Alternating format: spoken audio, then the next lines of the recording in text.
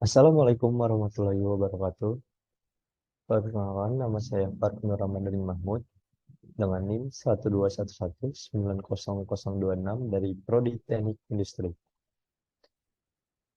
Pada video kali ini, saya akan menjelaskan tentang modul 5 Stadium General, yaitu mengkomunikasikan penelitian.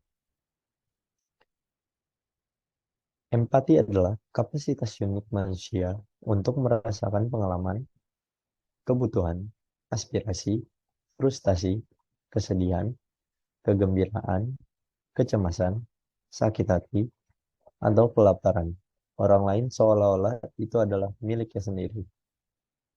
Empati itu penting karena memberi kita kemampuan untuk melihat dan merasakan dunia dari sudut pandang orang lain terkait dengan peningkatan pemikiran kritis, kreativitas, imajinasi, dan motivasi. Untuk mengkomunikasikan penelitian, diperlukan juga peta perjalanan. Peta perjalanan di sini berisikan track record penelitian kita. Menggunakan peta perjalanan, kapan kita bisa menggunakannya? Yaitu yang pertama, dalam penelitian eksplorasi. Lalu, untuk dalam pokok karya, pemikiran desain. Bagaimana Anda bisa menggunakannya? Wawancara mendalam, penelitian observasional, secara langsung atau jarak jauh, secara digital atau dalam media fisik. Cara memaksimalkan visibilitas artikel. Yang pertama yaitu temukan jurnal yang tepat.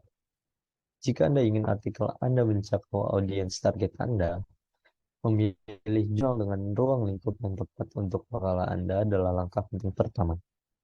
Menemukan jurnal Elsevier untuk publikasi Anda sangatlah mudah. Contohnya adalah kunjungi journalfinder.elsevier.com. Kirimkan judul dan abstrak Anda, dan teknologi pencarian cerdas kami akan merekomendasikan kecocokan terbaik untuk pekerjaan Anda. Anda kemudian dapat mengirimkan makalah Anda langsung ke jurnal itu. Lalu yang kedua adalah publikasikan. Setelah artikel Anda diterima, biasanya artikel tersebut akan dapat diakses dalam beberapa hari melalui Science Direct, platform terkemuka Elsevier untuk literatur ilmiah telah sejawat. Kami terus mengoptimalkan platform dan mengindeks konten, yang berarti mesin pencari dan alat pencarian dan penemuan lainnya dapat menemukannya dengan mudah. Lalu yang ketiga adalah membuatnya mudah ditemukan. Anda dapat meningkatkan jangkauan artikel Anda dengan meningkatkan daya tariknya ke mesin telusur seperti Google. Pengoptimalan mesin telusur atau SEO ini meningkatkan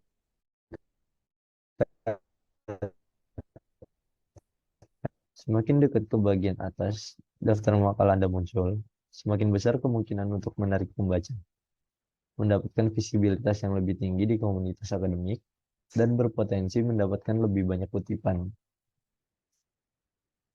Lalu yang keempat adalah perkaya artikel Anda. Dengan mendukung format digital baru yang biasa digunakan dalam penelitian modern, pengayaan ini menyempurnakan tampilan online artikel Anda, menawarkan wawasan yang lebih baik kepada pembaca. Lalu yang kelima adalah promosikan artikel Anda. Ada berbagai cara yang dapat Anda lakukan untuk memudahkan pembaca mengetahui dengan cepat apakah penelitian Anda relevan dengan kebutuhan dan minat mereka. Misalnya, dengan menambahkan temuan utama penelitian Anda sebagai kumpulan poin-poin di bagian atas artikel online Anda. Sorotan penelitian ini tersedia untuk sebagian besar jurnal kami. Lalu yang keenam, berbagi data. Berbagi data penelitian adalah praktik ilmiah yang baik. Berbagi data membuatnya dapat diakses dan memungkinkan orang lain untuk mendapatkan wawasan baru dan membuat interpretasi untuk penelitian mereka sendiri. Sebagai penulis, Anda dapat memilih untuk menyimpan data Anda di repositori, seperti Mendeley Data dengan webnya data.mendeley.com, untuk membuat kumpulan data Anda dapat dikutip secara independen dan menautkannya dengan artikel Anda. Anda juga dapat memilih untuk mengirimkan artikel data singkat yang ditinjau oleh rekan sejawat. Artikel data Anda akan diindeks dan ditautkan dengan artikel penelitian asli Anda. Lalu yang ketujuh adalah konferensi. Presentasi dan jaringan di konferensi mempersonalisasi pekerjaan Anda, memberikan wajah dan suara, dan dapat menciptakan peluang baru untuk kolaborasi. Pastikan Anda terhubung dengan delegasi lain seperti di Facebook dan di LinkedIn, dan arahkan mereka ke situs web atau blog Anda. Jika Anda membuat poster untuk konferensi, mungkin juga disertai dengan selembaran. Anda juga dapat mempostingnya di situs web Anda dan memberikan tautan di blog seperti profil media sosial, CV online, atau halaman institusi Anda. Kenapa harus menggunakan data jurnal? Alasannya yaitu, yang pertama yaitu karena memahami dan berempati dengan setiap fase. Poin rasa yang terkait dengan sentimen dalam perjalanan pengguna. Lalu, libatkan pengguna dalam penciptaan bersama pengetahuan. Berdayakan pasien untuk memilikinya cerita dan kendalikan narasi mereka. Bekerja melalui ingatan dan terlibat di dalam refleksi yang lebih dalam. Lalu, fasilitasi percakapan dan model mental yang selaras untuk tim proyek. Sediakan dasar untuk pengambilan keputusan saat tim bergerak maju. Lalu selanjutnya adalah komunikasikan pemahaman tentang pengguna atau layanan Anda kepada semua yang terlibat dengan cara tertentu yang mudah diingat dan ringkas. Contohnya adalah menciptakan visi bersama. Komponen pemetaan jurnal, yaitu yang pertama adalah aktor. Aktor adalah pengguna atau persona yang mengalami perjalanan ini. Lalu yang kedua adalah skenario. Skenario adalah situasi tertentu yang harus dipahami. Lalu yang ketiga adalah fase dalam perjalanan. Fase dalam perjalanan yaitu beberapa langkah yang saling berhubungan sepanjang perjalanan. Lalu yang keempat adalah tindakan, emosi, dan pola pikir. Langkah, perasaan, dan perspektif pengguna di setiap fase. Lalu yang kelima adalah area peluang. Area peluang yaitu kebutuhan yang tidak terpenuhi atau titik kesulitan yang ditangani oleh solusi potensial. Lalu terdapat juga keterbatasan. Keterbatasannya yaitu membutuhkan moderasi terfokus untuk menyelidiki pengalaman, titik waktu, aktor, dan emosi yang terkait. Lalu yaitu sulit untuk digunakan sendiri. Contohnya itu paling baik digunakan sebagai pelengkap dengan metode lain. Lalu dapat menantang untuk membuat peta perjalanan agregat tanpa kehilangan pengalaman individu. Selanjutnya adalah kesalahan paling umum yang Anda buat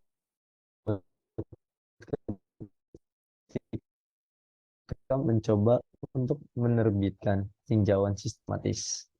Yang pertama adalah Anda tujuan ingin kotak. Jika pertanyaan yang Anda coba jawab telah dijawab oleh tinjauan sistematis lainnya dan tidak membawa tipsnya itu, kerjakan pekerjaan Anda. Contohnya, apakah ada ulasan terbaru lainnya yang membahas topik ini yang telah menjawab pertanyaan Anda? Pertanyaannya itu, apakah Anda memiliki sudut pandang yang cukup baru untuk menjawab pertanyaan Anda? Kedua adalah strategi pencarian Anda telah didefinisikan dengan buruk, yaitu tinjauan sistematis dilakukan dengan cermat, terencana, dan lengkap. Jika strategi pencarian Anda belum benar dibuat dan didokumentasikan secara transparan, menangkap semua literatur yang mungkin relevan untuk menjawab pertanyaan Anda. Pertanyaan Anda beresiko tinggi menghasilkan hasil yang bias. Tipsnya yaitu dokumentasikan semua istilah pencarian, jenis studi, database, dan semua pilihan yang Anda buat dalam pencarian Anda untuk menyimpan validitas strategi Anda dicek. Lalu yang ketiga, Anda gagal mempertimbangkan pentingnya memiliki resiko yang memadai dari model penilaian bias. Bias dalam penelitian dapat mengubah hasil penelitian, dan oleh karena itu, memasukkan penelitian yang bias dalam tinjauan sistematis dapat merusak validitasnya dengan membiaskan hasil keseluruhannya. Meskipun bisa sangat sulit untuk menilai sejauh mana sebuah penelitian bias, peninjau sistematis dapat menilai potensi resiko bias. Tipsnya yaitu metode berbasis domain yang secara langsung membahas metode yang digunakan dalam penelitian dan yang menghindari skor serta skala adalah tes paling adil untuk menilai resiko bias. Yang keempat yaitu interpretasi Anda tentang kekuatan bukti yang tidak terstruktur atau tidak sistematis. Tinjauan sistematis memerlukan penilaian sistematis tentang kekuatan bukti ilmiah dari keseluruhan bukti yang Anda sintesis dalam menjawab pertanyaan penelitian Anda. Ini berarti Anda memerlukan pendekatan terencana yang mengidentifikasi masalah yang penting dalam penentukan kepercayaan pada hasil Anda, seperti resiko bias secara keseluruhan dalam bukti, heterogenitas hasil, bias publikasi, dan lain-lain. Semakin tinggi kualitas bahan, semakin dapat diandalkan hasil review Anda. Akan semakin baik juga Anda menghargai batas-batas basis bukti. Semakin berharga Anda review akan untuk ilmuwan lain. Tipsnya yaitu ada protokol dan alat untuk menilai tingkat dan kekuatan bukti tadi. Pastikan untuk menemukan yang tepat untuk penelitian dan bidang Anda. Lalu yang kelima, Anda tidak cukup merencanakan sebelumnya. Tinjauan sistematis adalah teknologi penelitian multilangkah yang kompleks yang mengharuskan Anda untuk menyatukan beberapa keahlian. Banyak di antaranya mungkin tidak Anda kenal. Ada juga banyak bantuan dengan banyak buku pelajaran, makalah, metode, dan kursus pelatihan yang dapat Anda manfaatkan. Manfaatkan ini saat merencanakan protokol Anda dan dapatkan saran ahli dari spesialis SR tentang cara melakukan tinjauan sistematis Anda. Lalu selanjutnya adalah berita. Urutan kronologis peristiwa. Contohnya adalah dia datang dalam sakit yang sangat. Kami takut. Oleh karena itu, kami menguji apakah dia memiliki tes yang positif. Lalu kami mengubah pendekatan manajemen kami. Tetapi sayangnya kami harus mengubah. Lalu ada pertimbangan diagnostik diferensial, yaitu beritahu pembaca alasan untuk melakukan tes diagnostik tertentu.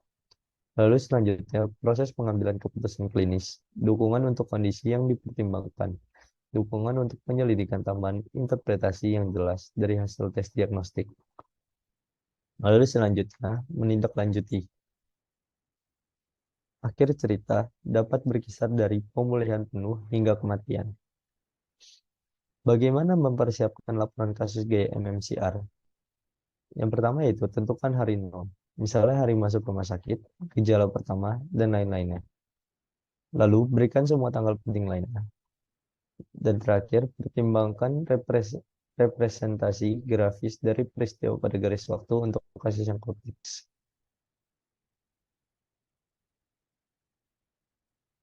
Sekian dari presentasi dari saya mengenai modul 5, yaitu mengkomunikasikan penelitian.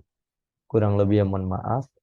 Terima kasih atas kesempatannya. Wassalamualaikum warahmatullahi wabarakatuh.